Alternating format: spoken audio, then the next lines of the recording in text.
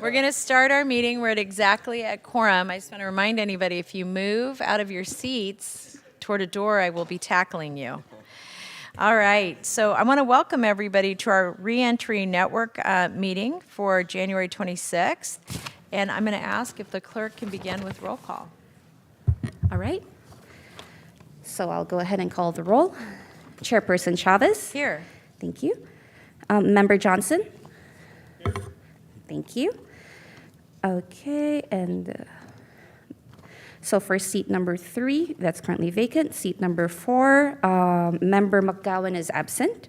For seat number 5, Member Williams or Member Lee, absent. For seat number 6, Member Burchard. Present. Present, thank you. Seat number 7A, Member McClinton Brown. Thank you. For seat number 8, that's currently vacant. Seat number 9, Member O'Neill. Good morning, I'm here. Thank you. Seat number 10, we have Member Rosen or Member Cabrera. Member Cabrera? Okay. Yes, please. All right. So while Member Cabrera is getting set up, I'll call for seat number 11, Member Nicolai. Here. Present, thank you. For seat number 12, Member Little or Member Shing. Currently absent. For seat number 13, we have Member Terrell or Member Riera. Currently absent. For seat number 14, Member Mills. Currently absent as well. Seat number 15, Member Diwan or Member Bonduris, currently absent. Number 16, Member Gaxiola, currently absent. Number 17, Member Fisk or Member Regan, absent. Member Fisk, okay, present, thank you. For seat number 18, Member Halcon, thank you. For seat number 19, Member O'Brien, present, thank you. For seat number 20, Member Amador or Member Trinidad are absent. Seat number 21, Member Williams. Member Williams or Member Yee? Tony Williams. Okay, thank you. For seat number 22, we have Member Chuan. Present, thank you. Seat number 23, Member Manley. Thank you. Seat number 24, we have Member Hernandez. Absent. Seat number 25, Member Day or Member Perumatam. Absent. For seat number 26, Member Loftus. Present, thank you. Seat number 27, we have Member Brahim. Here. Thank you. Seat number 28, Member Joseph. Here. Thank you. Seat number 29, Member Wiggins. Thank you.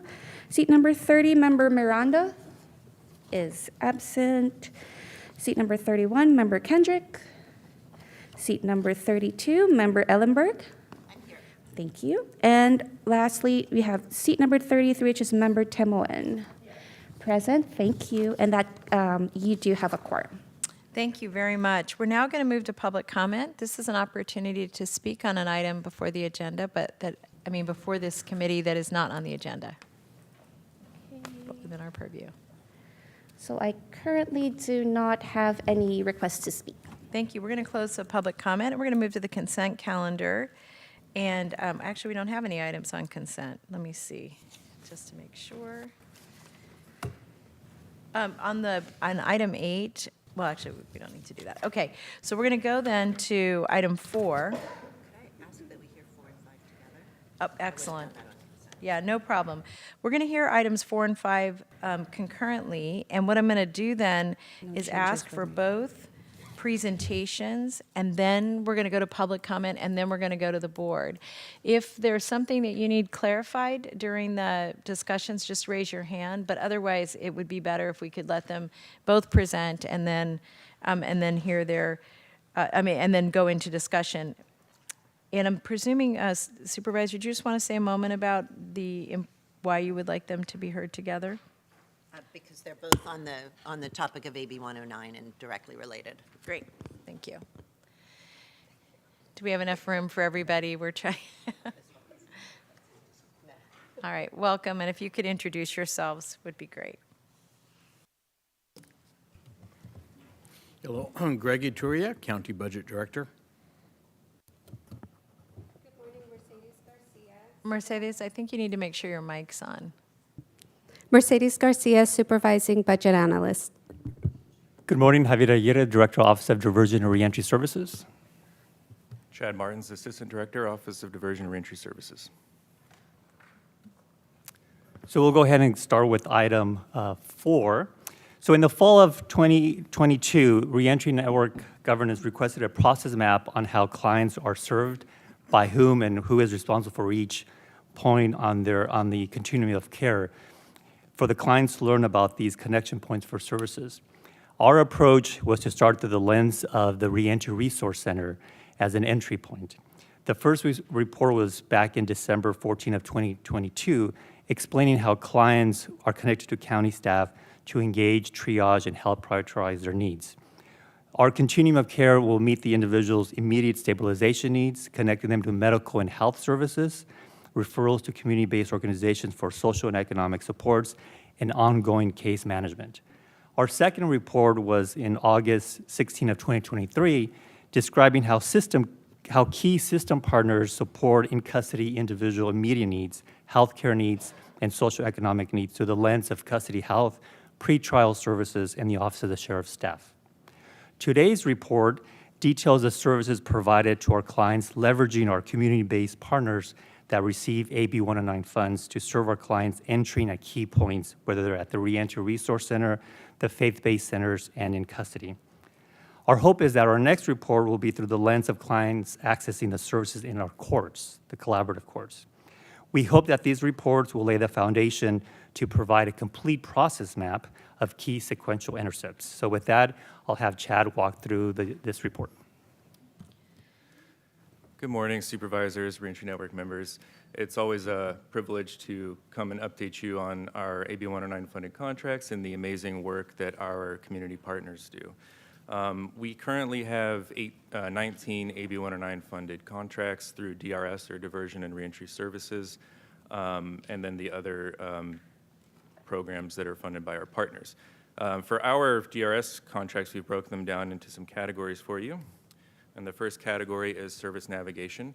So with service navigators, their model is based on wraparound support. And so when they enroll somebody in their program, they're really helping them achieve a reentry plan and specific goals to reach self-sufficiency. So they're enrolled for usually several months, maybe around 6 months on average. And throughout that time, they're getting support and check-ins and services. Last fiscal year, the 3 navigators we contract with were able to enroll 489 clients in their programs. And then we also included a quarter from this fiscal year to show you more of a trend. This slide breaks down some of the services they provide into categories. This is only for 6 months of services. We implemented a new database in July, which has been really helpful, but we only have 6 months of data at this time. And we are inputting that into a dashboard that we'll be posting to our website soon. So in terms of services the navigators provide, over that 6-month period, 5,537 services to our clients. I do want to note that San Jose State Research Foundation is undercounted. They had some technical issues and had to input their data retroactively, so they'll be a bit lower than the others.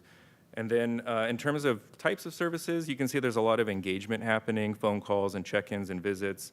And then the most provided direct type of service was housing, followed by transportation and employment. So you can kind of get a sense of all the categories they provide, and there's another category there, which is really 15 or so other categories that we combine to make this easily digestible. Next up is our faith-based providers. We have 4 faith-based providers, and the service navigators model is really based off this model. However, the programs differ a bit in the sense that the faith-based have a 1-year program, and they use their faith-based reentry resource centers. And so each center has its own networks and its own culture, and they also provide, of course, faith support to people who need that to help along their journey. So during last fiscal year, the faith-based centers were able to enroll 446 clients in their programs, and we have a similar slide breaking down their services. Similar type of breakdown, but obviously they're doing a lot more faith and spirituality type services, And their most, because their programs are longer, their most provided services are more like transportation, food, and clothing as they're helping people over a longer period of time. Over that 6-month period, 8,302 services were provided by the 4 centers, and they're actually been at capacity, so they're really serving a lot of people. Employment is obviously, as you all know, a huge barrier for our population in terms of becoming self-sufficient. So DRS has 2 employment providers, Catholic Charities and Goodwill. It's Catholic Charities Right Direction program and Goodwill Now program. They are both providing a lot of job readiness services, and it's really focused on making people more hireable and then also connecting them to leads and job networks and things like that. So both of them are doing that. Goodwill differs, and it's a higher funded program because they actually utilize a warehouse and they do paid on-the-job training. So when people enroll with Goodwill, they're actually getting a part-time job in addition to those job readiness skills, and they're able to link them. Well, actually, both providers are able to link them to a lot of other third-party services as well. So between these 2 programs, 125 clients, Catholic Charities enrolled, 217 were enrolled in Goodwill, and then 75 and 118 clients were placed permanently, respectively, in employment. Legal challenges are a big barrier. They, as you all know, they intersect and compound with the other barriers like housing and employment. And a lot of our clients have fines and fees that they have to deal with, and they have court issues that they're not able to really advocate for themselves well with. So our first contract is with Superior Court, and thanks to Judge Manley dedicating his time, we're able to offer a once-a-month court session in the community. And basically, people are able to come in, create a plan with the court, and follow that plan as long as they commit to it, and it's usually community service. They're able to reduce or waive their fines and fees, which is very helpful to them on their journey.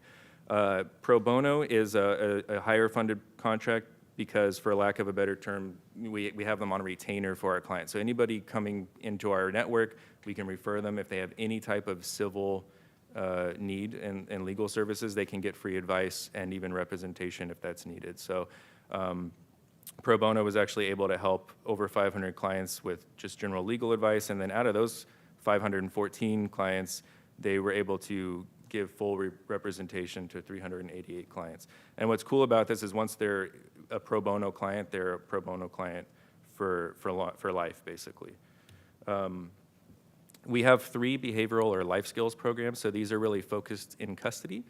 The whole goal of these programs is to help people change their behavior and give them something constructive and even fun to do while they're in custody. So Carry the Vision is the first one. They're really focused on life skills and pro-social skills. They're a really innovative program, and they're a favorite in custody. They utilize mindfulness, and they're really focused on stress reduction, coping skills, just helping people kind of feel more comfortable in their own skin. So they were able to provide 214 sessions or specific classes in custody last fiscal year.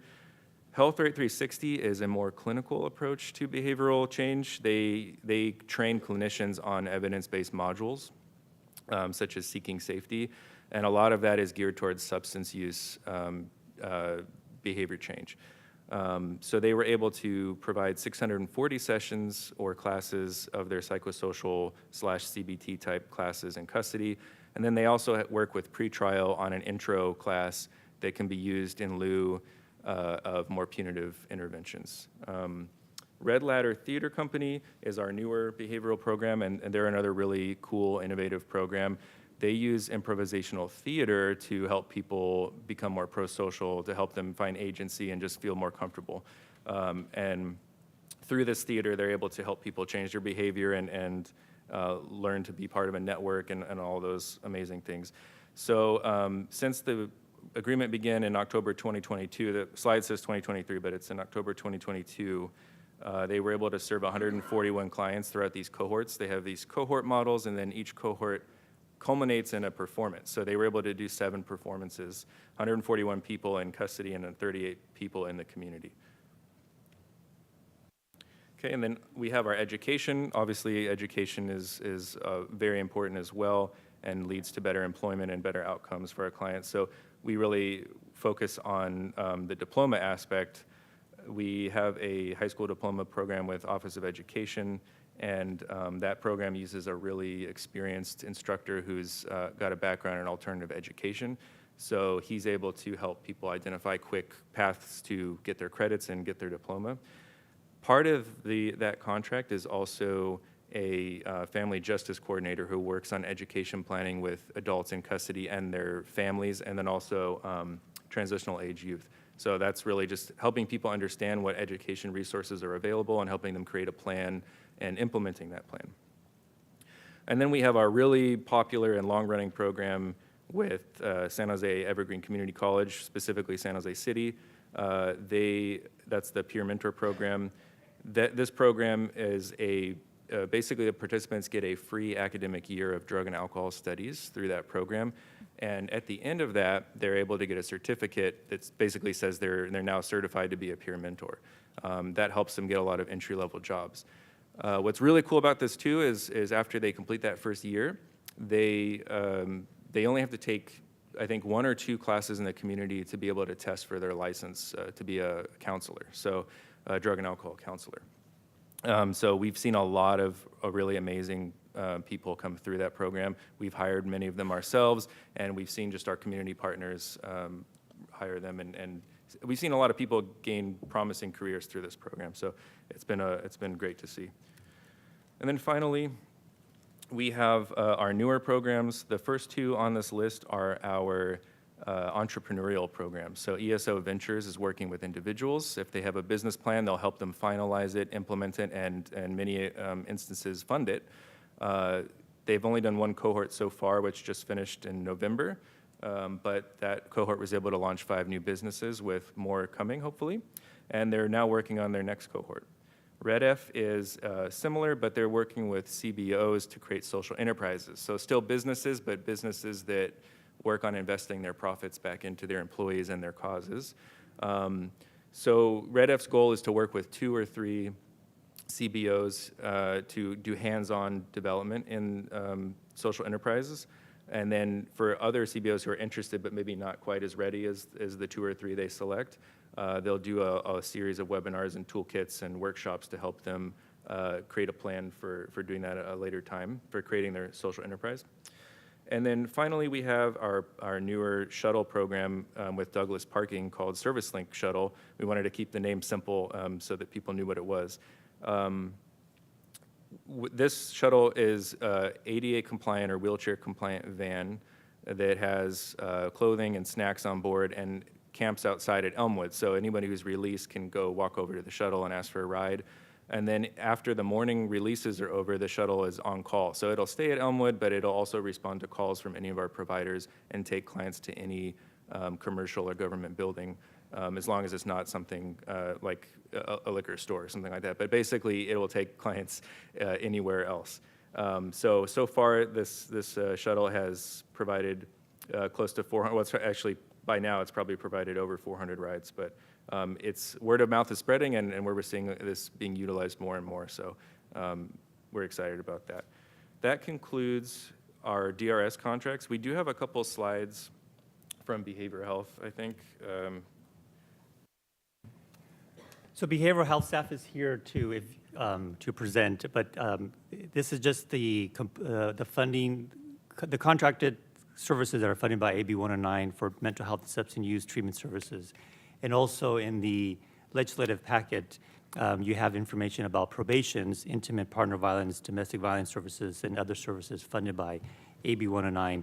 And then we also describe about the Office of Supportive Housing contracts for rapid rehousing and emergency housing assistance program. So we could invite probation and behavioral health to present. Please. Okay.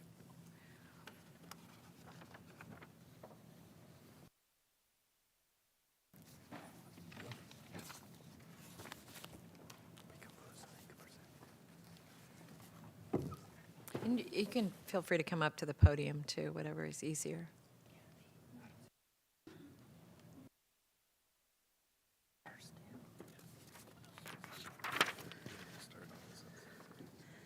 Sure.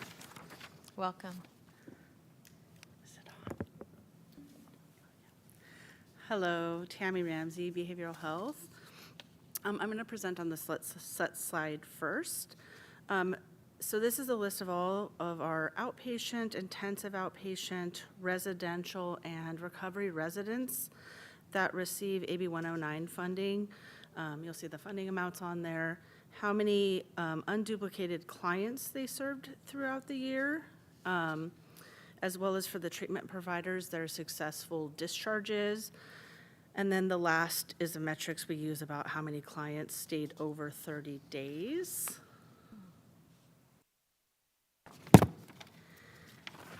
And then on the mental health slide, it's virtually the same thing. Mental health has providers that receive AB 109 funding. It looks like FSP, crisis residential. Yes. So same thing on this slide. The funding amount is there. There are a number of unduplicated clients, the clients with successful discharges, and again, the clients that stayed over 30 days in treatment for the treatment providers.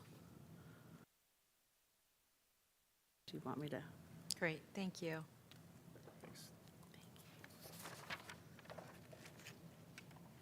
Welcome. The mic's built right in. Okay. Thank you. Good morning. My name's Carl Tadamara. I'm the Deputy Chief over Adult Services for the Santa Clara County Probation Department. As Javier mentioned, our funding for programs based on AB 109, our primary program is the new IPV program. It's a domestic violence reduction program. I think several months ago, we did a presentation to the PSNJ and the Board of Supervisors regarding this program. It's a new take on the traditional DV model. Obviously, the traditional model calls for 52 weeks, meeting one time a week, which takes basically a whole year.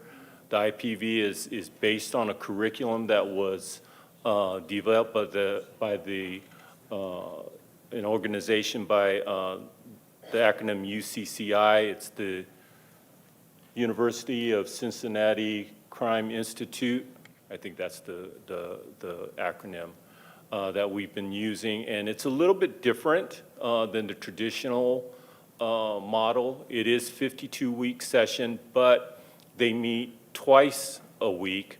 So it's a shorter amount of time. It's half a year. And that is a little more convenient for our clients based on the shorter time range, and they get essentially the same curriculum or a little bit different curriculum than the traditional 52-week DV program. So the traditional one is more of an instructional, you're being like lectured to and whatnot. The new model is based on more CBT, more involvement. There's homework involved, and clients need to work on their specific issues and triggers. And as in the report that we provided several months ago, we're finding that the retention rates for this program are improved over the traditional 52-week, once-a-week meeting model. So this was originally a pilot that was, we worked with the Office of Gender Violence. As of last year, we thought that this program is very promising due to our outcomes research on that project. So last year, probation decided to fund it ourselves and incorporate it as a program within probation. So we've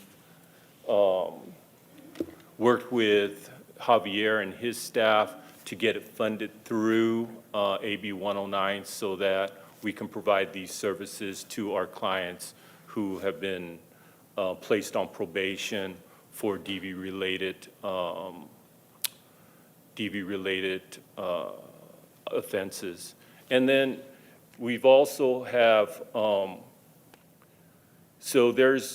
we base our supervision strategies on the ODERA, and we have a specific unit in probation for high-risk DV cases. So we have an actual DV case unit within probation that if anyone scores an ODERA 7 or above, they're placed into that unit and referred to this IPV program. We're also in the process of, it should be coming into effect, I think, February 19th. Because there's so many cases in probation that relate to domestic violence, but they may not reach the threshold of an ODERA 7 and above score. There's a lot of cases that may be below that are within our general supervision units. So because of obviously the power and control aspect of domestic violence, we're creating a second unit within probation, and that'll be coming up as of February 19th. It'll be effective. It'll be staffed with 6 more probation officers with a supervisor, and they will be taking cases of those cases that score less than 7 on the ODERA, as well as anything that relates to family violence. So we're concentrating our services furthermore into this second family violence DV unit. So that should be coming up as of February 19th, as I said. We have 2 other smaller contracts that are funded through AB 109. One is with Catholic Charities, and it basically deals with education and employment. And that program has been in existence for quite a number of years. And we basically have, within probation, we have our CEO contract with, it's a partnership with not Roads and Airport, but with, God, what's the, Nick, help me with? Caltrans. Caltrans, yes, thank you, Javier. It was stuck in my mind. I was going to say Roads and Airport, and I knew that was wrong. So Caltrans, where they get employment training, they go through employment classes, and they get a stipend as well. This Catholic Charities program was created because that CEO contract originally, when it was formed, excluded certain offenses like sex offenders and whatnot. So we created this other contract, which is about $118,000 a year with Catholic Charities to sort of pick up that population. But in recent years, that prohibition has been sort of lifted. So now, because of all the budget discussions that we've been having, we've been really looking at this recently. And as a matter of fact, I was going to contact Javier and maybe, is there a real need for this contract within probation? Because now the CEO contract does take these type of offenses within their program. And a lot of our programs, I think, are, in my mind, sort of duplicative with Javier's shop. So we're looking at maybe saving some of that money in terms of the AB 109 and maybe folding those services into Javier's department. The other small contract that we have is about $300,000 with, it's a family CBT model for counseling, and that's through Gardner Family. Gardner, yes, Gardner Family Services.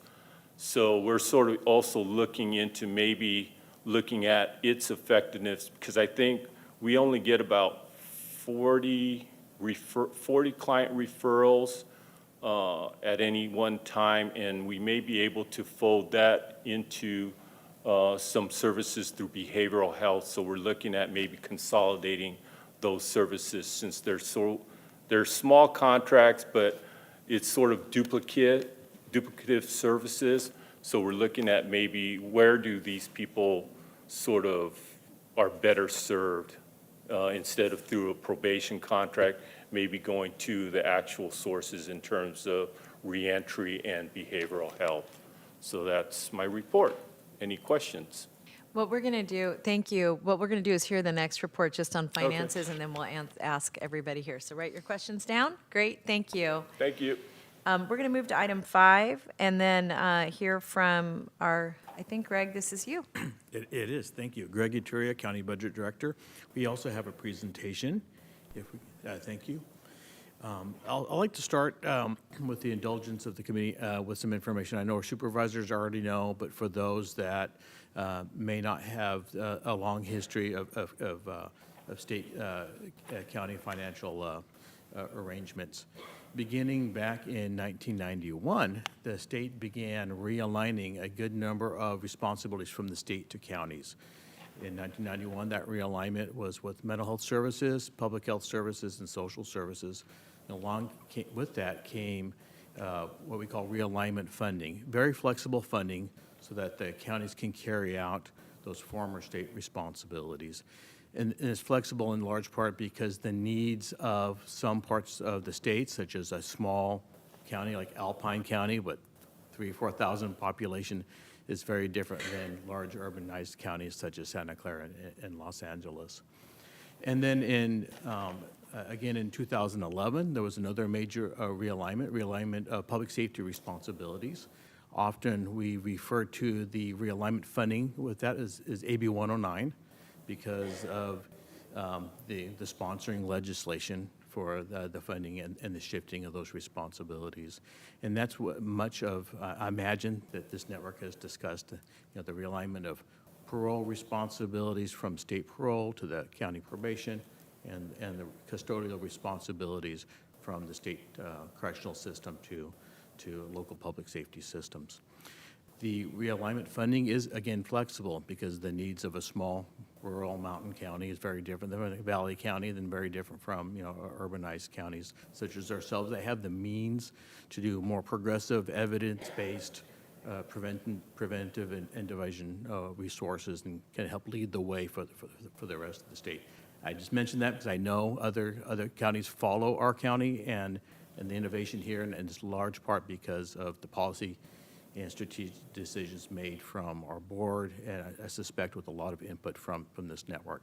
Again, I'm sharing that for broader context before we get in maybe to the specific allocation amounts. So next slide, please.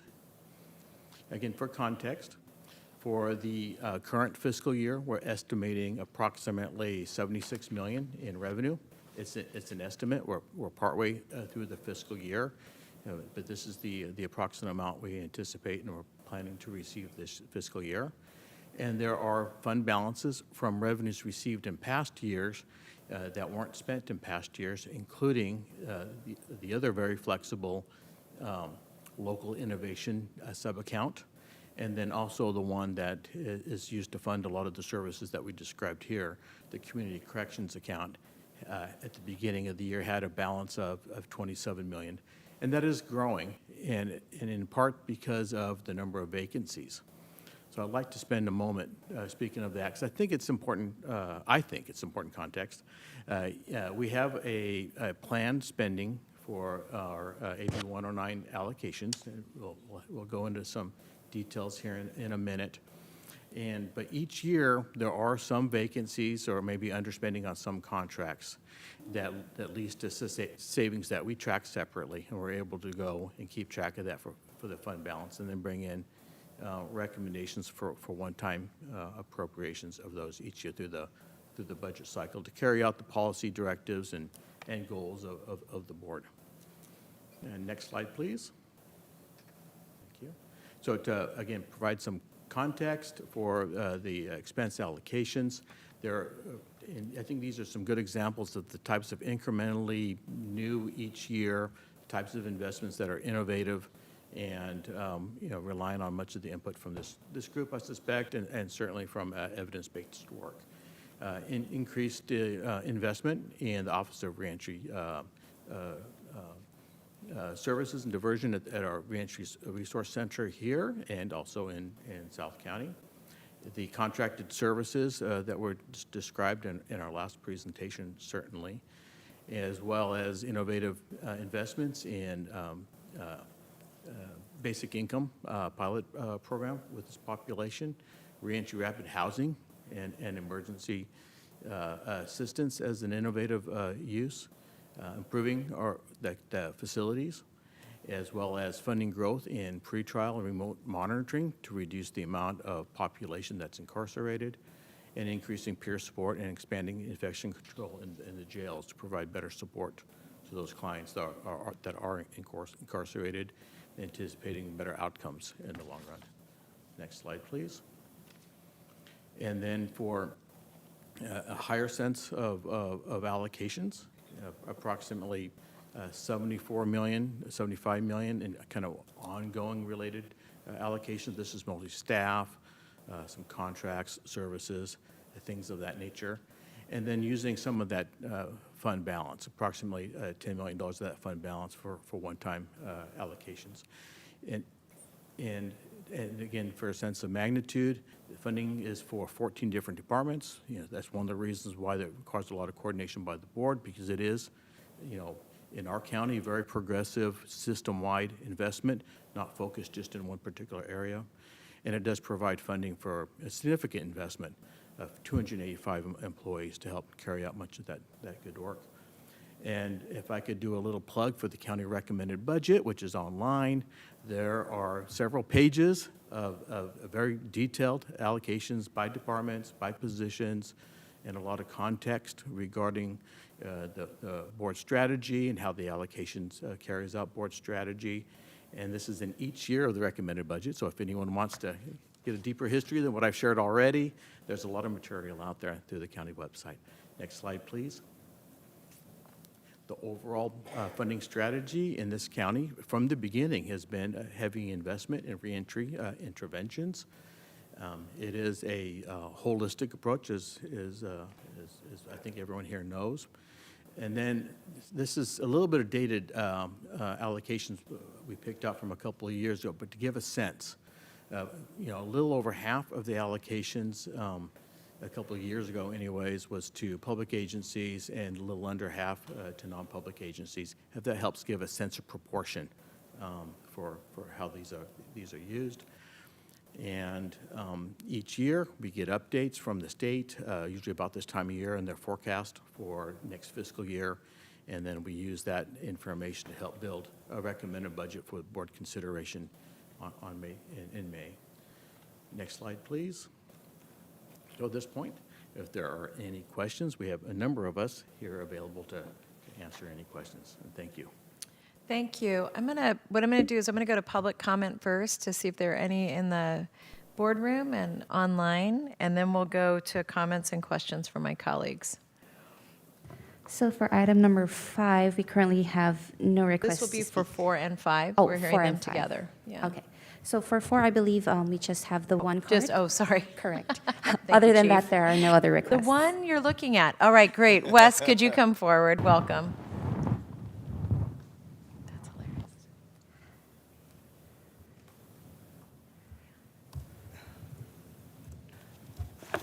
Good morning. I'm an alternate, so I thought I would ask the question from panel, but I'm asking it from here. My question is, why is there no transitional housing for parolees? We do have, AB 109 is doing a very good job for probation, but for parolees who, as a chaplain in the jail, I communicate with many of the former inmates in the main jail, and they're coming out. But they can't come to Santa Clara County. They go to Alameda County, where there are 30 units there or places there for housing, which is the according to your reports, that's the number 2 request. And we don't have transitional housing for parolees. We do have it for probation from the jail, but not for the, and I've been talking to mental health. They have some money there, but they haven't started it.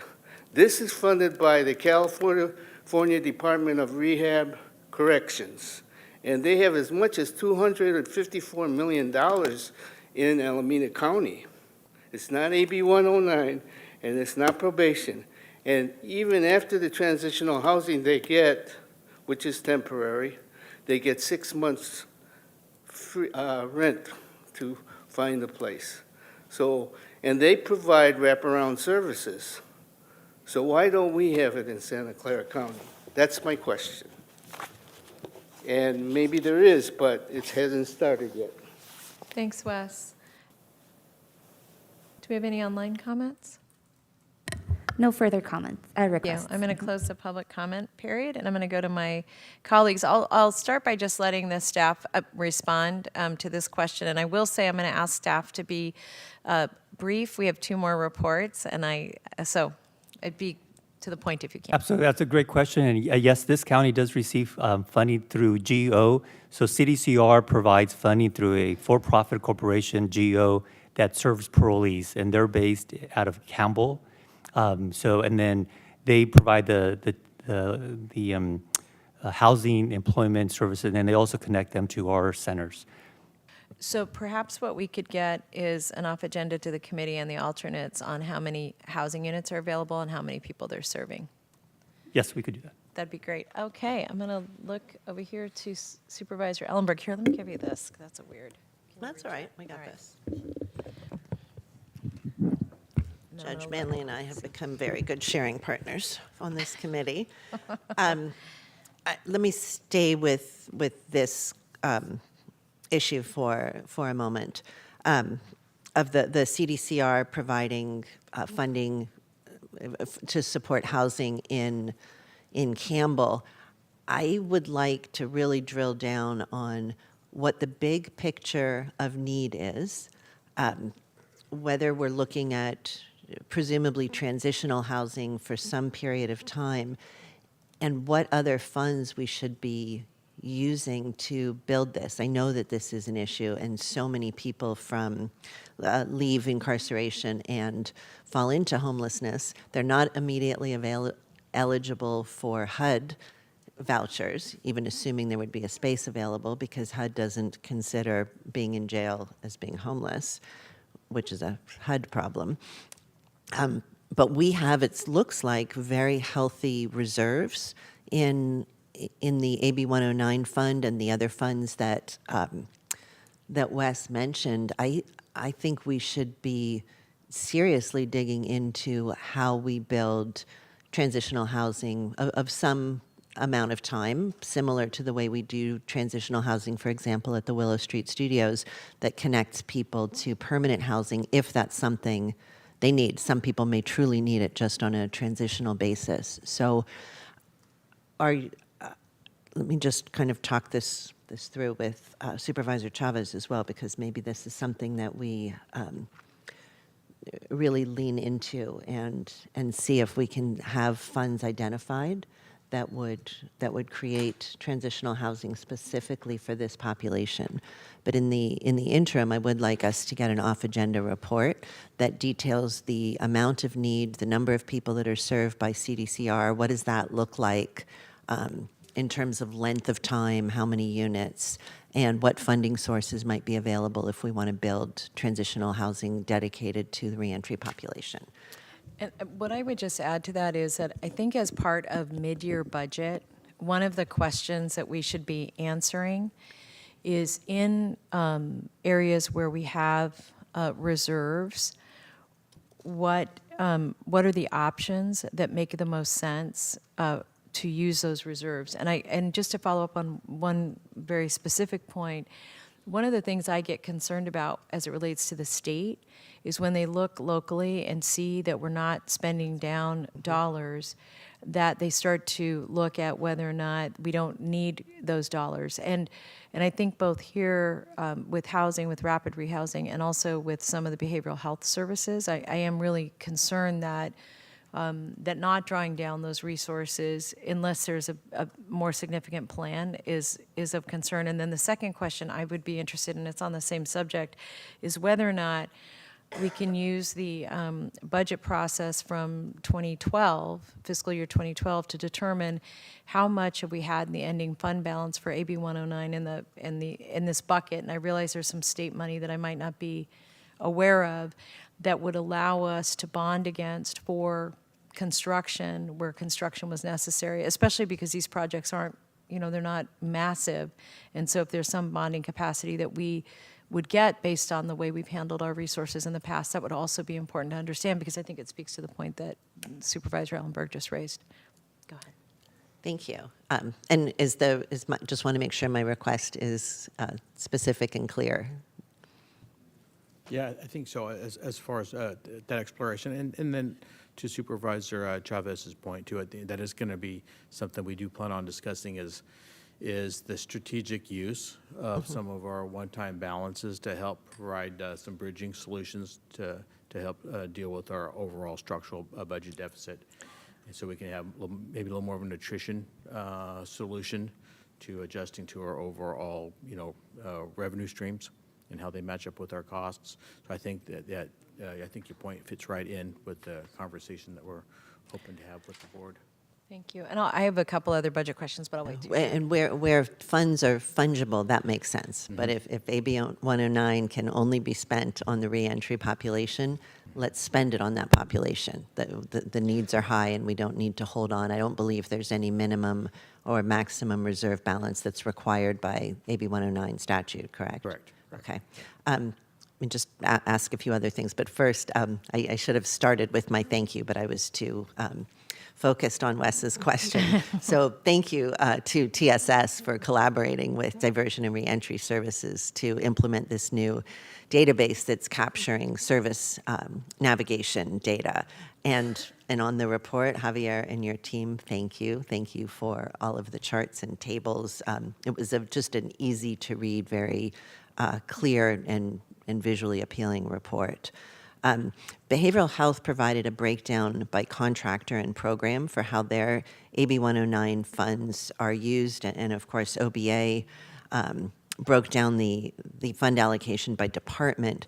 But what I would like in future reports is for each department to break down their spending the way behavioral health services did. I think it's important to really know not just that they're going to a department, but what is their intersection with reentry? How are they using the funds? What outcomes are we getting? But unrelated now to budget, we have only 2 second chance employer partners, Catholic Charities and Goodwill. I'm wondering what kind of proactive outreach we do, and particularly thinking about our Building Trades Council and labor partners. Do we have any pipelines there, or should we be pursuing pipelines to those good-paying jobs? Well, that's a really good question. So we leverage Catholic Charities and Goodwill Industries to make those partnership with second chance employers. Many of the employees, our clients that they're serving, are then connected to the network. And then building trades, whenever there's any opportunities for specific programs, they provide that information to us and we disseminate it to all of our providers. Yep. Thank you. So they aren't the end jobs necessarily. Yeah. They're the hubs to put out to other. Thank you for clarifying that with me.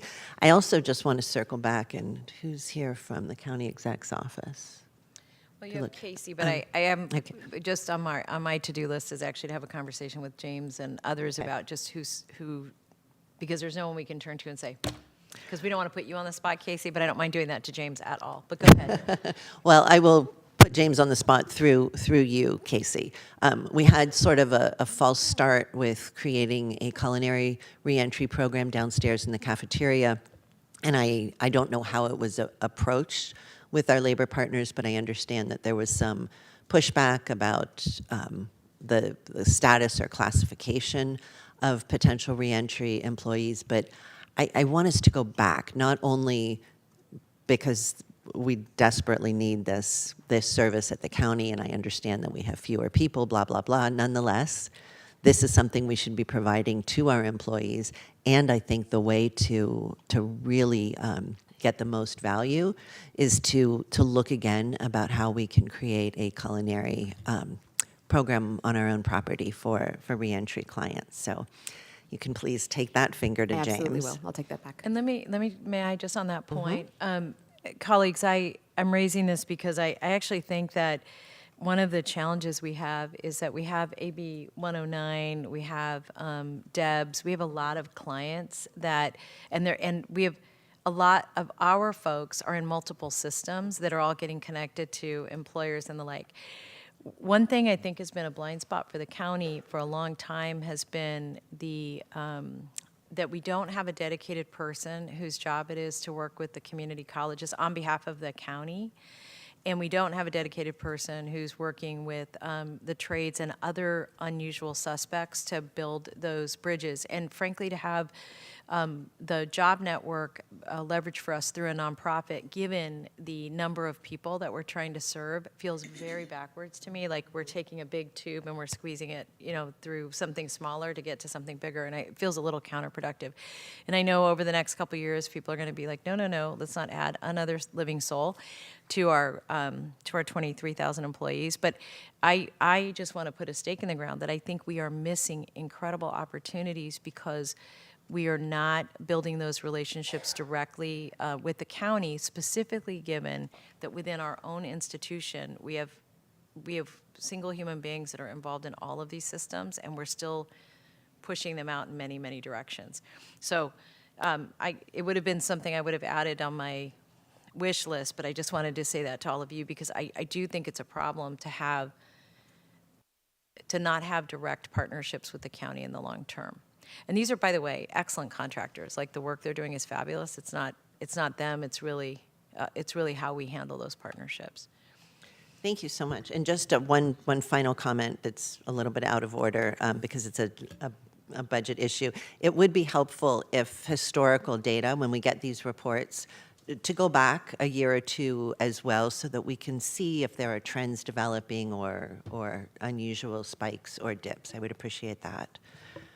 And thank you. Thank you for all the time, Chair. Thank you. I'm going to go down the line here, and I'll start with Molly and then Bob. Thank you, Supervisor Chavez. Thank you, everybody, for those reports. We should all be really proud of the work being done in this county. And Mr. Aturia, thank you for the AB 109 transparency and report. It's good to look at it, see it on paper, and understand how the money's being spent. I have 3 questions related to the AB 109 funding, and maybe this is related to what Supervisor Ellenberg just said, but I'm trying to understand when the structural deficit for AB 109 funding happened, and also how decisions are made and by whom related to the pots of money being spent and which departments are getting that money, and finally, whether there's any indication that the steady stream of money from the state down to the county will change or shift, because if I'm not mistaken, there's been no interruption in that funding stream. So really, can we count on it going forward? Thank you. Okay. I might have to ask for a reminder on a couple of those questions, but yeah, the structural deficit has been in place more in recent years, but by structural deficit, just so I'm clear about that, that's all the planned ongoing funding for positions and contracts and services that, if fully expended, looks like around $7 million more than the ongoing revenue, to give a sense of proportion. And what's happened in recent years, there's been enough vacancies. I think I alluded to this earlier in my other report, that we haven't fully expended at that amount, and so the actual spending, actual revenue has been pretty close. And in a couple of years, we actually have less spending. That's the reason why there's some fund balance in there. So I don't know if that helps, maybe kind of help paint some of that the situation. And what we're mindful of is, as we have success filling positions and looking out, understanding that that'll be a drawdown on that fund balance to the degree we have success filling vacant positions. So that is part of what it goes into the, I guess, the centralized planning, and maybe that's your other question, each May. And, we release the recommended budget, but in the months leading up to that, the county executive's office, my office has a lot of conversations with departments about their needs, about their projections, projected costs. And so it's really kind of a group exchange of information that ultimately leads to a recommendation to the board of, okay, here's what we think is a balanced approach that recognizes the situation where once we get to having more success filling our vacancies, we're going to be spitting down that balance. And just so there's a awareness of that, and then trying to use, if there's additional balance, as we've talked about, try to use that more towards one-time costs. We heard a couple ideas, a few minutes ago. But the things of that nature, I think the board is driven from a policy perspective, goals and visions of where to get to. And then each spring, we work with departments and try to think, what's the best way to try to pursue those goals and get to those visions. So at least from my perspective, there's a lot of dialogue that happens in the spring that leads to ultimately what's recommended. I don't know if that helps answer. Yes, and had we been in court, my questions would have been objected to as being compound. I'm sorry I threw three out at once. My last question was whether there's any reason to expect that the funding stream will be interrupted or change. No, at this point, we do anticipate a continued gradual increase in the funding source. The ultimate funding source is vehicle license fees and sales tax, which can fluctuate with the economy a little bit, but generally over time, there's on average a growth. One of the challenges that we have, with the AB 109 funding source is this, very similar to what we have with the general fund funding source. We have a period right now where our cost per unit of service is growing at a faster rate than that trend. And so there's the underlying dynamics are very similar. So, to my earlier comment, to me, it's related. And again, and maybe it's a budget director's mind. I see all these different funding sources. I see the ones that are very restricted, the ones that are somewhat restricted, kind of what we call a little bit more fungible within an area of service, and the ones that are very discretionary, such as property tax. And I try to think about how do you leverage all this so we can sustain our services and serve our community, and get the most impact as we possibly can, given all of our resources.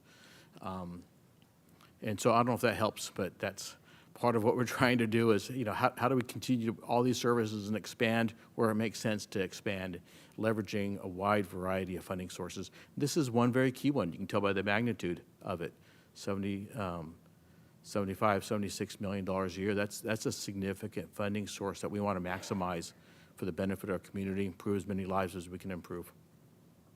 Thank you. Bob? Thank you. And yeah, I agree with Molly and everyone else. Outstanding reports. And some of my questions were actually just answered, having to do with the budget. And I do, and maybe you've already done it, Greg, but I could see some value, especially with this funding stream, of doing maybe a 10-year projection or 5-10-year projection, because it is concerning, I believe, with if we were trying to sustain the same level of services, it may be cautionary not to look at the reserves quite yet, because we're not sure if those are going to be available as costs continue to go up. To your point, that gap seems to be narrowing. So it'd be interesting to see at what point that money, we're starting to exceed the expenditures over the revenues.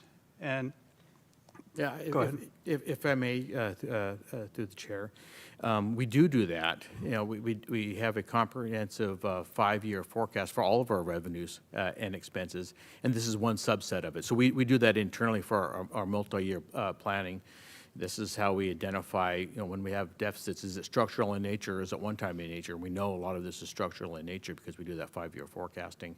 But what we can do is we can break out these components of it for future reports. Because I do believe, I mean, just for clarity, do you have a concern that at the current rate of spending, we are going to exceed our revenue stream? Yes, if we have success filling our vacancies that are intended to be funded by AB 109, we will spend down that fund balance just to sustain services. But that's the question. It's hard for us. We're when we try to project that, are we going to continue to have the same level of struggles filling vacancies? If so, then our current plan, could work.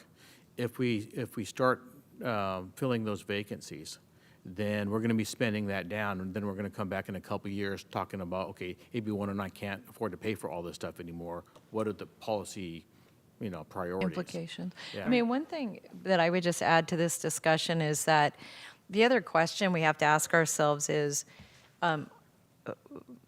based on the current structure of the way we're providing services, do we want to keep providing services the same way, right? And do we want to expand certain services or restrict others? And I think part of that is what we're learning while we're doing. So I think, frankly, I think we have to continue to do a better job. And I think actually this body of work does it better than most, which is doing assessments of where we're seeing a success and where we're seeing struggles and whether or not we should keep investing in one way or another, including, I think it's an interesting question that we're talking about earlier about the workforce.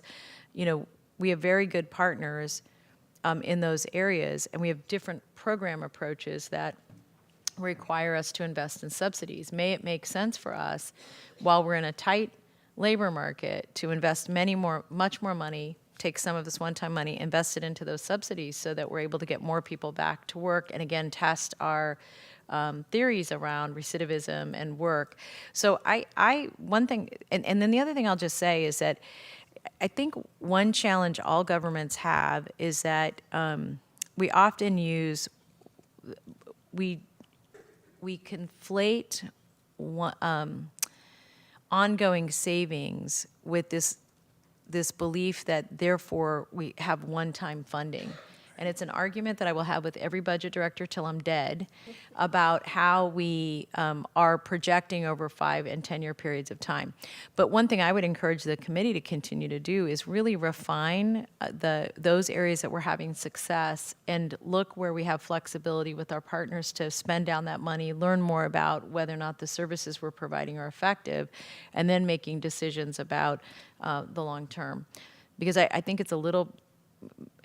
I think one challenge we have, and this is what President Ellenberg asked about, is under what terms and conditions do we do ongoing and rigorous needs assessments? Right. And I don't think we do that enough. And so I think we use a lot of anecdotes in terms of how we grow versus saying, look, we know, like, for example, we know that 52-week program never worked. Codified in state law, we used it for generations, wasted a ton of money, had a whole bunch of people recidivate, and we're saying, Jiminy Christmas, what are we doing about DV? And really at a local level, we dove in and said, whoa, we think there's an opportunity, and frankly, our DA was creative and our PD was creative, so we were able to respond to that. But I think that's the kind of stuff I'd like to really see us spend resources on, even these, on continuing to do those updated needs assessments. Yeah, and the last thing I just wanted to concur, because your earlier comment, Supervisor, on having somebody look at what we're doing collectively, where there's overlay, because and again, my perspective is only really based on the past year in this position, but I do think there's a lot of programs that overlap, and I think it's really important, and I'll use one as an example for within the jails, is the College Collaborative. That is definitely growing as far as attendance. But to your point, I'd love to see how effective these programs are being and how connected they are when individuals may enroll in something while incarcerated, and when they re-enter the community, are they still staying engaged, or are we ensuring they stay engaged by that partnerships or the various nonprofit partnerships that are out there? And even on the flip side of that, individuals that may go straight to probation, get engaged in a program, but then for one reason or another, they reoffend and back up in jail, making sure we take over that ownership to ensure that person is still participating in the program of whatever that may be, if it's possible to do. So anyway, thank you. Thank you. Anybody else? Yes, welcome. I wanted to add, I represent the South Bay Consortium of Adult Education that brings together 4 community colleges and 5 adult schools. And we had some conversations early maybe 10 years ago, Javier would remember best. And I would like the opportunity for us to connect again and let everybody know what are some of the services that both the community colleges and the adult schools are providing inside the jail and also outside. And to Sheriff Johnson's point, the culinary program inside the jail is working very, very well. An adult that is doing the food handler's first certificate. So with that certificate, our inmates, the men and the women, are able to continue with the college course. And that is a beautiful collaboration as students can re-enter the community, have their working card, have their certificate, and be placed. And right now, what the colleges and the adult schools are working on in the community is creating those individual pathways. And our 3-year plan is building a map for the student, helping them navigate and supporting them along the way. So just like the County Office of Education has extremely very important supportive programs for reentry, I would like us also to revisit the South Bay Consortium that we represent. I think, yeah, and I think that's really good feedback. I do think we need to take a deeper dive into a couple areas, and I think one of them is absolutely jobs. I mean, it's just, and I feel like I've been on the planet long enough to have been part of these revitalizations, but I've got one more in me. Okay. All right, so thank you all very much. I don't see any other, oh, Shireen, I'm so sorry. Please, welcome. And our first meeting, and I missed you. I'm so sorry. Okay, no worries. Good morning, everybody. Thank you all so much for the detailed reports and for answering questions. I would like some clarification regarding some of the reports, if that's okay. The first one is regarding the IPF program. I'm sorry, IPV, yes, I'm sorry, the IPV program. Are you, oh, okay. Okay. Thank you. So first, I just wanted to clarify, in reading the report, is it correct that there are actually 2 different sessions going on for the CBT? One is a 52-session program and one is a 16-session program? Yes. Okay, and how frequently does the 16-session program meet? I think it's still on the two times a week, so it goes for 8 weeks. So that one will conclude in 8 weeks. And what about the 52 session? When does that conclude? Those go 26 weeks. Those go 26 weeks. Yes. Okay.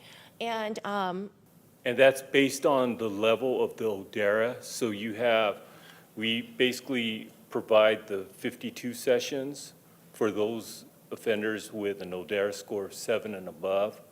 But if they're below that threshold, then they get the 16-week session program. what is the cost to the county, or I guess if it's coming out of this specific fund right now, what is the cost for? The actual cost I will need to get back to you. Okay, and do we know, just ballpark estimate, not looking for an exact number, if there is a savings from the traditional 52-week batterer intervention program being offered? I can't speak for sure. I believe it's the cost is more than a traditional, because in going to this model, the county provides that program where the traditional, like if they were referred to a private agency like Streets to School or one of the other providers, it would be a client responsible to pay for that. But to get to increase the participation of the clients and stuff like that, and to remove some of those financial barriers and stuff like that based on social economic needs, the county provides the IPV program to the clients. And is there a cost difference between the 8-week program and the 26-week program? That I would have to get back to you in terms of the specific costs, yes. Okay. I do see that you provided some data regarding recidivism, but I apologize that I'm not understanding it to the degree I would like. I'm looking for if you can maybe walk us through it or provide an explanation for what is the recidivism rate under these two IPF programs compared to the traditional 52-week program. I don't have my report with me, so can I get back to you on a off-agenda report, or? Absolutely. Yes, All right. thank you. All right, And, thank you. Chief Burchard would like to respond. Yeah, we presented that information at Public Safety and Justice. We can get you that report on That on the presentation. two programs and the success and the recidivism on those, the success And models we'll on just those. request that they get sent out because the reports are actually very And I good. believe that the cost of those programs is roughly $2 million. Thank you. Okay, and that's it for the IPF. I do have two very brief questions regarding the ongoing contract with Health Right 360 and also Pro Bono Project. Will those programs be continuing through fiscal year 24, or how long do those go on for? Thank you for the question.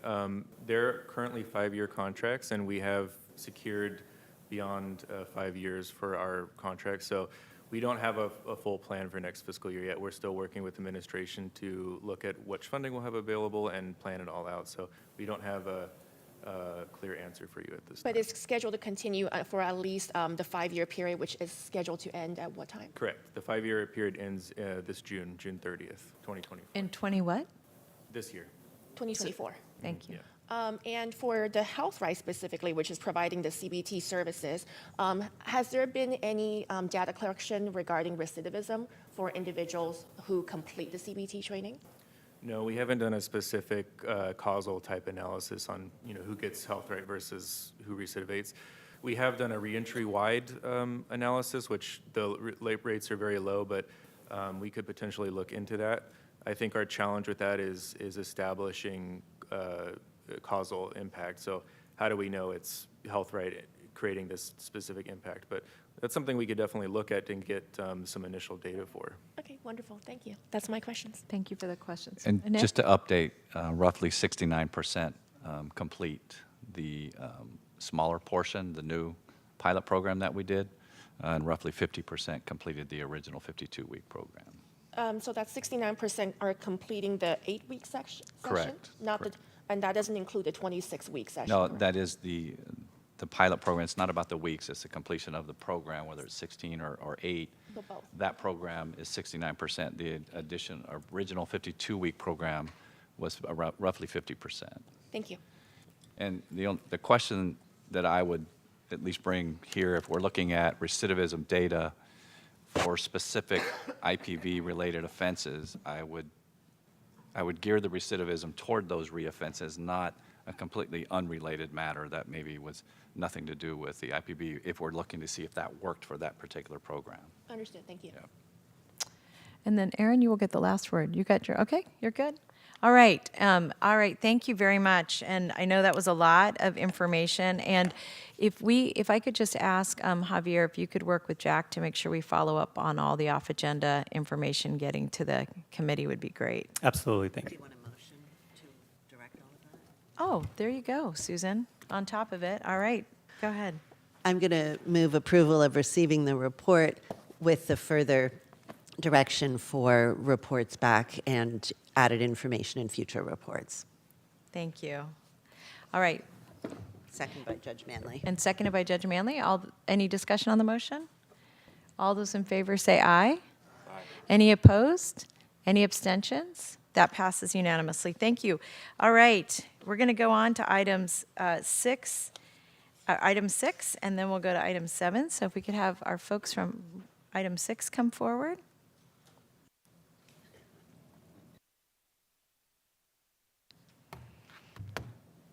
Welcome. And this is to receive a report from the Office of the Public Defender relating to the pre-arraignment representation and review.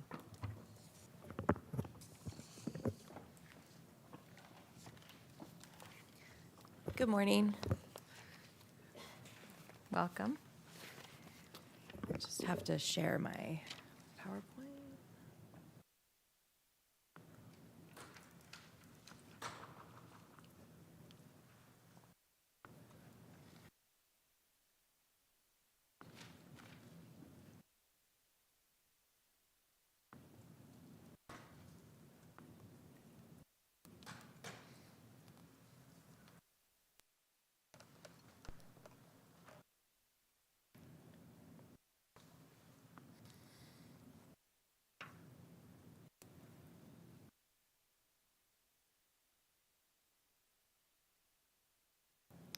So my name is Megan Piano. I'm an attorney at the Santa Clara County Public Defender's Office and the supervising attorney of the PAR unit, our pre-arraignment representation unit. Also with me today is Assistant Public Defender Charlie Hendrickson. Good morning. Welcome.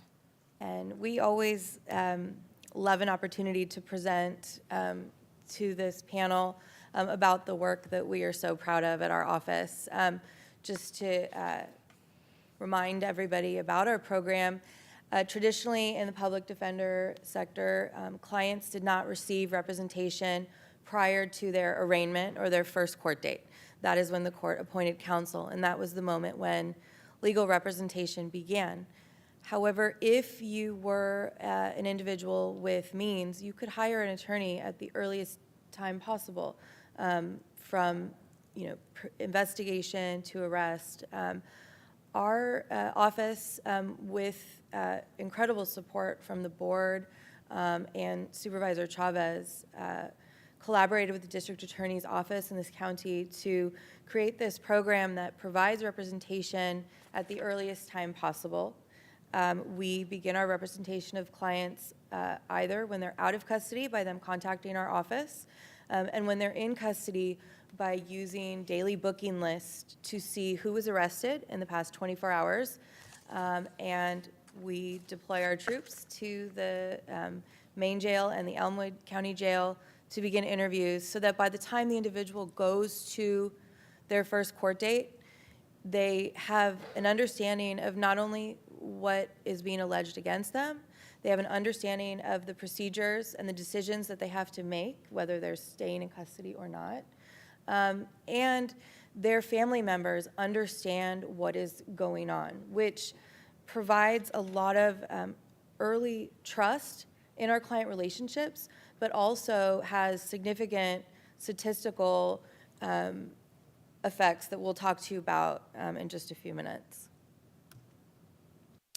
In 2023, we were proud to continue to grow our program. We completed 1,412 intake interviews, 1,347 visits to our clients in custody, and 495 contacts with family and various supportive individuals in the community. And contacting those people can take a lot of different forms. It can be contacting someone's mom to ask if it's true that they can be released on supervised OR to the mother's residence. It can be contacting an employer and saying, Mr. Smith won't be able to come to work tomorrow. He wants you to know he'll probably be there Monday. Can you please not fire him? And, studies really support that even 48 hours in custody can dramatically impact a lower socioeconomic individual's life in huge ways. And we also see that anecdotally just in our client relationships when we've seen what happens to clients and their families when they are held in custody for longer periods of time. In addition, a number I wanted to highlight is our pre-arraignment advocacy that we do with the District Attorney's Office and Brandon Cabrera from the CAMP program. I do not believe that PAR would be as successful as it has been without the support and collaboration with Mr. Cabrera. I know that when we have a situation that we're concerned about, I can reach out to him and he will respond quickly, and we will come to some kind of agreement that really will benefit the individual while also protecting public safety. And just recently, we had a situation that if I could just take 2 minutes to talk to you about, where a family reached out to our office. They had a son who was having a mental health crisis. They called 911 in hopes of getting support. Unfortunately, our amazing MCAT team was, attending to other calls, and the individual ended up getting arrested. We instantly reached out to Brandon. He was actually on vacation and still took my call. We talked through the situation. We got some important information from the family about the diagnoses and why keeping this person in custody really would exacerbate the situation. And we worked together to, ultimately, the district attorney decided to not file on the case. We were able to get the individual released to his family, and they were able to get him into a residential rehab program. And I think that really shows what collaboration can do for the members in our community, especially those with mental health issues, which is something that I know this board has been talking about a lot recently. We are really proud of the fact that on Monday at Stanford University, Hoover Institution, our program was highlighted at a public policy symposium, and the research that's been conducted by UC Berkeley's California Policy Lab was published in a paper recently, and the results are really staggering in terms of the success that we are seeing. Clients who've received PAR representation, so that early representation, as opposed to those who met their attorney for the first time at arraignment, were 27% less likely to receive a conviction, had a 36% higher chance that their case would be dismissed, and regardless of whether they were released initially or stayed in custody all the way till the end of the case, overall spent 23 days less in jail in the lifetime of their case, which I think, in all of our discussions of AB 109 funding just now, a lot of us were talking about sort of thinking of ways to save money and really analyzing, I think Supervisor Chavez, you mentioned, like being able to really take a look at our programs and see, are we being the most effective and are we using our funds the best way? I think this is really demonstrating that this program is a cost-saving program across the board, not just within our office, but I think within the whole justice system. I think that in conversations I've had, the sheriff doesn't want to unnecessarily house an individual that might be better situated to go into a mental health placement. Our pretrial services officers that we work with a lot would rather provide this engaged support with somebody out of custody. And I know that the district attorney's office feels that same way. I'm speaking for Brandon, but we work really closely together. And I know that he does not believe that our mentally ill clients should be staying in jail. Because we've seen such great success in our program, we have been really getting a lot of recognition. First, it was with the California Committee on the Revision of the Penal Code that suggested that this kind of public defense really be implemented in all public defender offices across the state. In addition, we have been asked by the Office of the State Public Defender to present at several different conferences, including one where I consulted with different public defender offices across the state in brainstorming ways that they could try to use their limited funds to get the program into their office. And we also have been providing support to public defenders' offices across the state, as you can see in the list on the slide, to help them grow their programs within the systems that they have. And actually today, we have the Chief Deputy Public Defender from San Bernardino County in the office, or in the audience, excuse me. She's been just shadowing our program for the past 2 days. And we're really proud of that program, and we're really excited that we can help other people. We feel like we are slowly realizing the vision that that Mr. Hendrickson and Ms. O'Neill have had about this program from the beginning.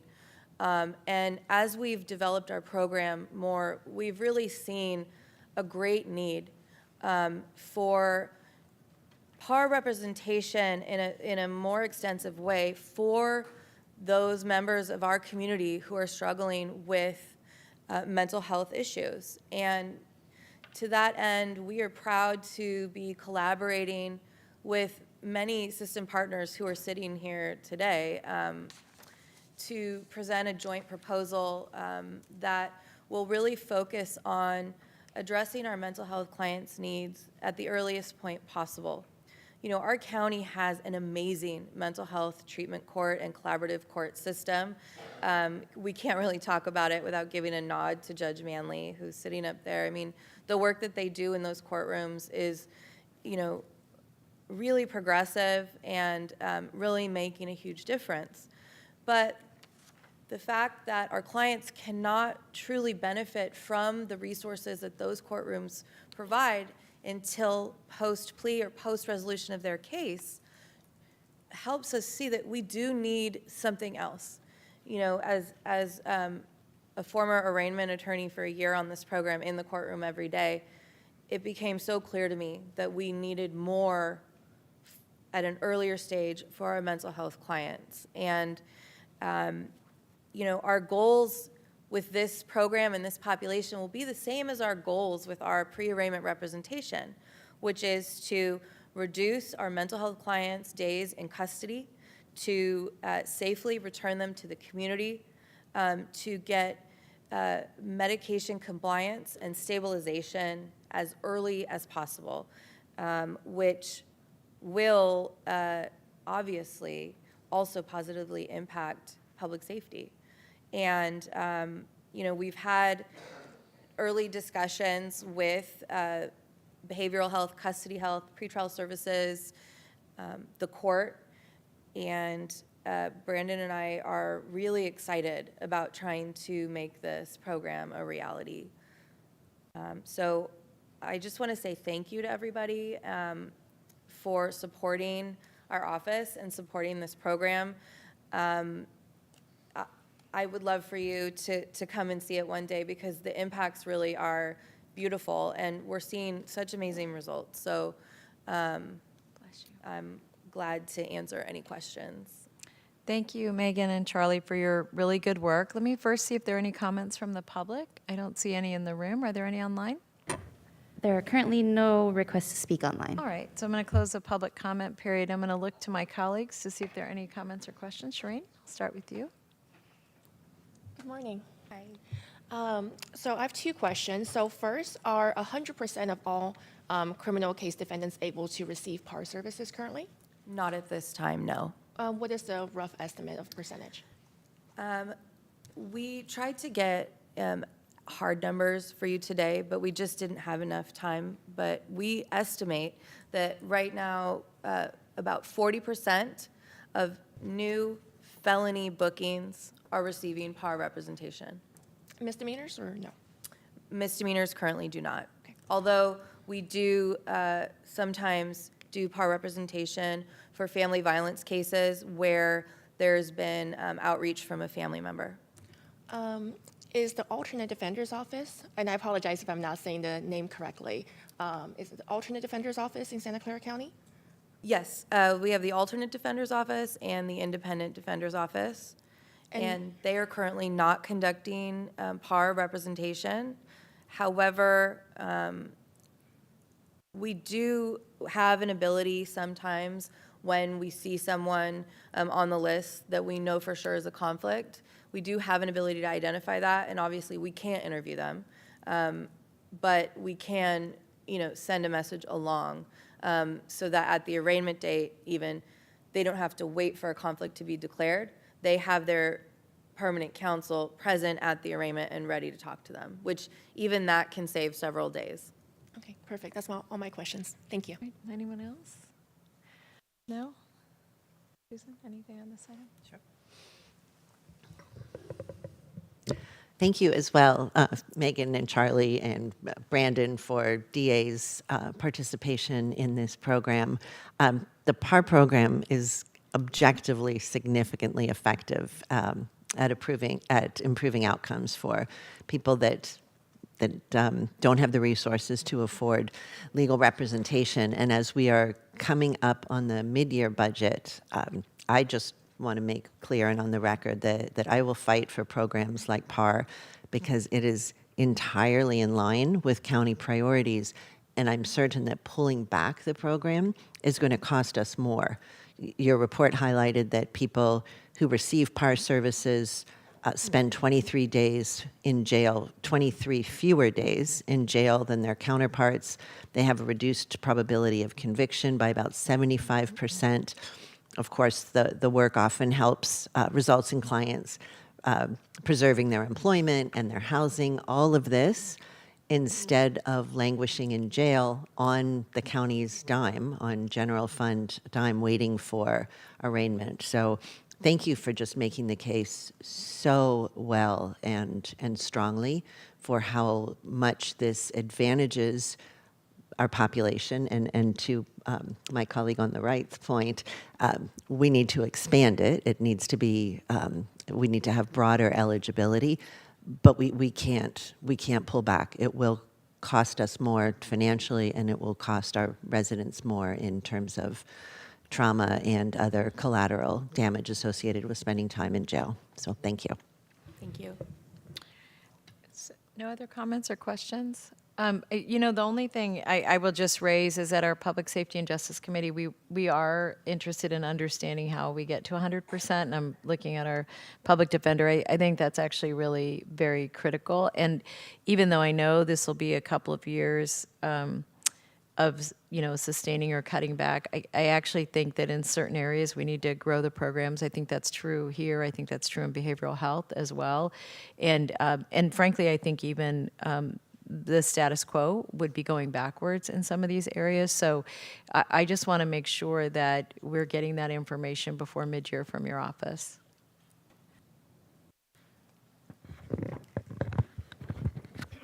Thank you. Excuse me, President Ellenberg and Supervisor Chavez. We will have hard numbers for you for the report in March that comes back to public safety. And if that's you good or the board timing. would like it sooner, we will get it to you sooner. But we want to make sure we're accurate about the exact number of FTEs we would need to get to full scale with PAR. So thank you very much for your support, and we'll have those numbers for you. Excellent, thank you. Yeah, public safety. The president said that's fine. Madam President. All right. Thank you, everyone, and thank you very much for your report. I appreciate you being here, and it's just very, very exciting. All right, we're going to move on to item 7, and this is to receive a report from the Office of Diversion Services, Office of the Sheriff, Probation Department, Behavioral Health Services Department, and Custody Health relating to discharge planning and community placements for high-needs women leaving county jail. Welcome to the team. Gabby, we see you out there. Are you coming up too? What? All right, Gabby. Gabby's going to be a backbencher today. I don't like it, but okay. Welcome.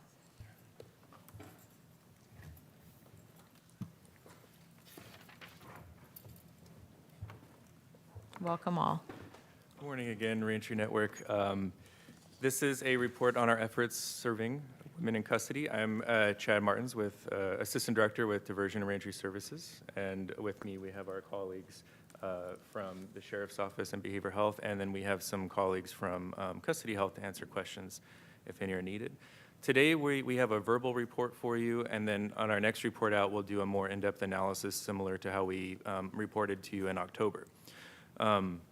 Since October, or since the last report out, there haven't been many significant updates. We've been continuing to follow the work plan and continuing the work group and case conferencing meetings and collecting data and improving those processes. So not many updates, but we've seen continual momentum on that. Regarding case conferencing, since our last update in October, we brought a full year's worth of data to you all to kind of show what's been done since we started this effort. This time we focused on the most recent 6 months so that we could look at kind of what the newer data looks like since we've improved our processes. So getting into that, at the time of the analysis, 22 women were had scheduled release dates and were still in custody. 7 of them had a plan in place and the rest were still being worked with at the time. And then there were 75 women released within the 6-month period. So out of those releases, the most common type of release or the plan for release was a plan to go to behavioral health program, and 17 women had that plan in place. 16 women were offered services but declined. So a lot of the women we work with actually have low service need, and they have what they need in place already. 15 were not eligible, and that's about 20%. Were not eligible because most of those are being released to another jurisdiction or will be serving a longer term in custody. And then 14 or 19% went to alternative sentencing, and 3 went to a service navigator. So out of the 75, 65 had a plan in place or weren't eligible or interested, and then 10 had a short stay. So these are the women who come in for just a couple days, and those are the ones we're still struggling to capture and serve. And so what we're seeing in this newer data set is that women are being released with a plan in mind unless their stay was too short for staff to engage. But a good thing what we're seeing is there's no longer a lot of unknowns. We used to have kind of a larger unknown category, so we've been able to establish processes to really capture where their established plan is. And I think where we still need to focus on the larger initiatives as we work with our partners and our administration on how we kind of scale up this for people in general in custody. We need to focus on resources that allow us to work with people who don't have planned releases. So there are larger initiatives in place or being worked on now for that. Regarding the work group and the work plan, we're still following the work plan and the work plan attached to the report, and we're still marking down progress. So we have a few things that we noted in the plan, and in addition, we're doing some extra stuffs. The team, a subset of the team is currently planning a Mother's Day event, for example, to provide gifts and visits for people the day before Mother's Day, or for women in custody the day before Mother's Day. So that's my update to you today, and we're happy to answer any questions. Before I go to my colleagues, anybody else have anything to add? No? Before I go to my colleagues, I'll see if there are any comments from the public on this item. There are currently no requests to speak. Okay. Let me see if there are any comments or questions on this item. I don't see any. I do just want to make one observation, and one of the challenges I think with serving women is that there are fewer women, obviously, than men in custody, and so the programs that we're providing will have a higher cost. And frankly, I don't think there's been as much research done on women as there have been on men. And by the way, this goes across the board for everything from mental health, I think, to physical health. So one of the pieces of support I would like from the staff, and Sheriff Johnson, this would be something I'd be interested in your perspective, and Gabby, really from behavioral health as well, is how we sort of wrap our arms around this smaller group of people with a more deliberate focus on recognizing that the high number of victims of violent crime end up in custody in the first place, and then what's when we're bringing people in and we're going through that booking process, do we need to think differently about that process in a way that allows us to connect people better to services, and frankly, to take the subpopulation that's recidivating and better understand that population? Because I believe a lot of these women tend to be, again, in a lot of our different systems, I'm really wondering if there's a way for us to narrow down to a subset of the population to better understand how they're ending up in custody, how we're supporting them to not recidivate, and then aligning like the Moss study, what's being done in probation. Frankly, family violence is such a key component of this, how this is not just with our DV programming, but also with our Department of Children and Family Services. Again, I believe that we are spending a lot of resources on a relatively small group of people that are coming in and out, and I don't yet understand the best way to put our arms around it. And I've tried a number of different ways, which is why I was so insistent on that Moss study, but I don't yet feel like we've got like we've gelled around a sort of set strategy. For example, the way we would be focusing on CSEC youth. Like, should we be doing something similar for women in custody or women that were, yeah. I think you've just made some really critical points, and I think for the behavioral health team, what's really big for us is early identification and screening. So if we could develop, and we're in conversation with some of our partners, a report when individuals are actually booked into the jail, and there would be specific criteria. So right now, we're just looking at what is their Medi-Cal status, did they, the triage levels, did they identify as having a mental health or a substance abuse? But I think if we can also have an identifier for these women that are recidivating and continuously coming into the jail, and then doing a data match to see what systems of care they've been in, and when they're not in custody, where can we provide those clinical interventions to ensure that they do connect into behavioral health, reentry, social services, so we can do better wraparound with these individuals. Thank you for that. And Gabby, I'll just add one other partner group that that is in the courts, family court it's also a bit of a challenge that we have folks that are engaged in criminal court, family court, and with a long list of things that folks are supposed to accomplish in each of those different venues. So I think that's a really interesting idea. And what I would like to request, as you all are recognizing that we're pretty new into the process, and so there's not as much data. I recognize we're going to be using a lot of anecdotes. I'd be very interested in getting feedback from the Moss Group, and actually even the Burns Institute on if you were to structure a mechanism for doing an analysis, what are all the different points of entry we'd want to take a look at, and again, recognizing that we're going to go into some lean budget years, what it would mean to me is taking a deeper dive, potentially with not a larger population, but a much deeper dive into a population that is coming into the system over and over again, to see if there's a way to disrupt. And then on the other end of it, frankly, are the folks that aren't there that long. I mean, it's actually an interesting point that if someone's there a couple days, again, they're interesting to us because, one, we'd want to see how are people stabilizing themselves and staying out of custody, and or are they also connected to other services where we're having an intervention on there that is working for them. But I fear that still the county isn't, like, not all of our departments really are talking to each other, so I'm not sure we would know if people are getting effective services, for example, already, Gabby, through the services in the other part of the behavioral health department that maybe they're accessing with themselves and their families. And, colleagues, the reason I'm so focused on this is that one of the concerns I've had is seeing an increase in the number of women engaged in violent crime, and the number of and by the way, I've been reading articles that are not necessarily focused here, but more looking at national data and how we're handling girls, because it really speaks to the intervention and prevention strategies we're using and whether or not they're working. And to be honest with you, I have such confidence in